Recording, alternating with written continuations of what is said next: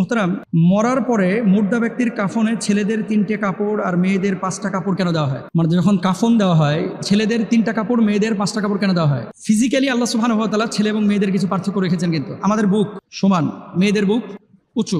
আমাদের লজ্জাস্থান একরকম, মেয়েদের লজ্জাস্থান আরেক রকম। আমাদের শারীরিক অবকাঠামো একরকম, মেয়েদের শারীরিক অবকাঠামো আরেক রকম। পর্দার যে বিষয়টা রয়েছে, মেয়েদের কেন 5টা কাপড় দেওয়া হয়? আল্লাহ রাব্বুল আলামিন জীবিত অবস্থায় নারীকে পর্দা করার কথা বলেছেন, এমনকি মৃত্যুর পরেও তাকে ঢেকে রাখার নির্দেশ আল্লাহ সুবহানাহু ওয়া তাআলা নবীজির মাধ্যমে আমাদেরকে দিয়েছেন। ফাতেমা রাদিয়াল্লাহু তাআলা আনহা, আপনারা হয়তো অনেকে এটা জানেন, ওনার মৃত্যুর সময় যখন ঘনিয়ে আসলো তখন তিনি স্বামীকে ডেকে বললেন, প্রিয় স্বামী, আমার মৃত্যু হয়ে যাবে, আমার মৃত্যু হয়ে গেলে দিনের বেলায় লোকজন বেশি জানাজায় আসবে শুনতে পেলে। আমি সবসময় পর্দায় ছিলাম, আমার গায়ের কাপড় চোপড় জড়িয়ে যদি মানুষের সামনে জানাজা দেওয়া হয় তাহলে লোকেরা অন্তত পর্দার ভেতরে থেকে বুঝতে পারবে যে নবীজি সাল্লাল্লাহু আলাইহি ওয়াসাল্লামের মেয়েটা কত বড় ছিল, লম্বা ছিল, খাটো ছিল, মোটা ছিল না কেমন ছিল। এই জন্য তিনি স্পষ্টভাবে বলেছিলেন, আপনি রাতের আধারে আমার দাফন কাফনের ব্যবস্থা করবেন। সুবহানাল্লাহ।